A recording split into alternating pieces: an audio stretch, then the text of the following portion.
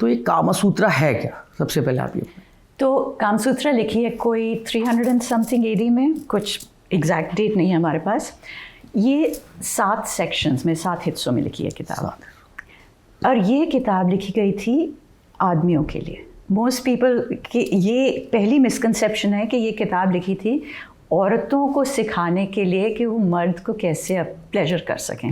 It's not, it's was written for man, क्योंकि इस time पर माना जाता था कि औरत को they weren't really taught how to read और write, you know, so women के लिए वुमेन्स एजुकेशन थी नहीं उस टाइम पर।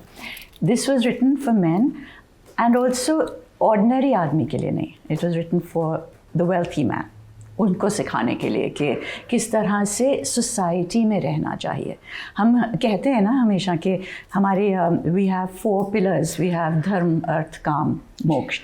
तो काम वाज वेरी वेरी इम्पोर्टेंट। हम लोग ने इसको डिवाइड करके कह दिया कि ये तो जी ख़राब बात है, उस टाइम पर माना जाता था इट वाज एक्सट्रीमली इम्पोर्टेंट। वो मोक्ष पाने के लिए ये तीनों चीज़ें, धर्म, अर्थ, काम, वर एक्सट्रीमली इम्पोर्टेंट। ये कामसूत्रा लिखी गई है 7 हिस्सों में, लाइक आई सेड।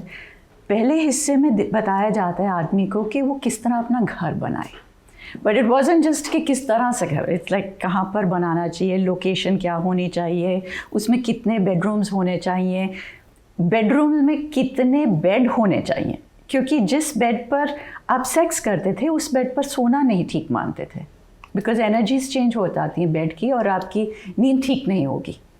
सो उस पे ये बताया जाता था कि कितने घंटे बैठकर अपने तोतों से, तोते मैने अपने जितने भी पंछी उनसे बात करनी चाहिए आदमी को, रोज़ 1.5 घंटा बात करनी चाहिए वो अपने बर्ड्स, अपने एनिमल्स के साथ।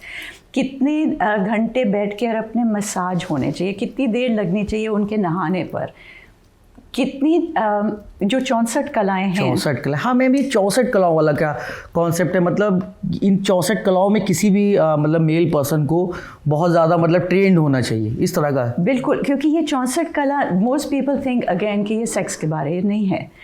ईच कला वो सब चीज़ है उसमें, यू नो, किस तरह से आप, it's about singing, dancing, word puzzles कैसे करते हैं, बॉटनी के बारे सीखना, प्लांट्स के बारे सीख, ये सब कुछ, क्योंकि वो मानते थे कि जितनी आपकी डाइवर्स पर्सनालिटी हो उतने आप इंटरेस्टिंग बनेंगे, और अगर आप इंटरेस्टिंग हैं you are worthy of being a lover, it makes you a more attractive person. अगर आप सिर्फ एक ही बात पर कभी भी बात कर सकते हैं, एक ही विषय पर बात कर सकते हैं, आप बोरिंग हो जाएंगे थोड़ी देर के बाद। तो इसमें ये भी सिखाया जाता था कि जब खाना, अगर आप अपने पार्टी पर इनवाइट करें लोगों को, तो उसके बाद एक कला है जहाँ पर it's cock fighting, quail fighting, कि वो you know they used to have their cocks and their chickens वगैरह जिनके, you know, for their fight. This was the entertainment कि जो आदमी अपनी पार्टी के बाद इस तरह से ये कर सकता है, he is an attractive man, he is somebody जिसके साथ आप ताल्लुक़ रखना चाहेंगे।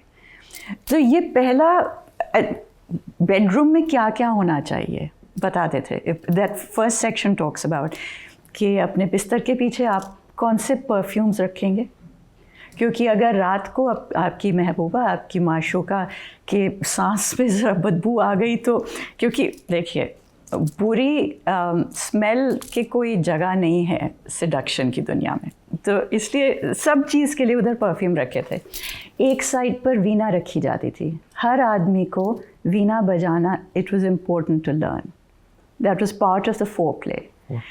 विंडोज सिल के ऊपर ड्राइंग मटेरियल्स रखे जाते थे, that was part of the foreplay, that he had to make a picture of his beloved. That was, क्योंकि उस टाइम पर आप सोचिए, अगर मैं आपकी पिक्चर बना रही हूँ, मैं आप पर ही कॉन्सेंट्रेट कर रही हूँ, वो टाइम जो है वो बिल्कुल 1-on-1 हो जाता है। तो ये पहला सेक्शन है। जो दूसरा सेक्शन है that talks about the arts of loving, और उसमें एक छोटा सा चैप्टर है पोजीशंस के बारे में। छोटा सा चैप्टर कामसूत्रा में, जिसको लोग ये समझते हैं कि पूरा, ये पूरी किताब ही उसी के लिए। बिल्कुल। एंड द रीज़न इज़ कि बाकी जो चीज़ें हैं वो मेटाफोर में लिखी हैं। इट्स अ ट्रीटीज, अगर आप इसको पढ़ें तो उधर कई चीज़ें लिखी हैं जिनका मतलब आप सीधी तरह से, लोग कहते हैं ना ट्रांसलेट, कौन सी ट्रांसलेशन अच्छी है, ट्रांसलेशन की बात नहीं है, उस वर्ड की बैक स्टोरी क्या है वो लेकर that is how it was going to be, that's how it was written.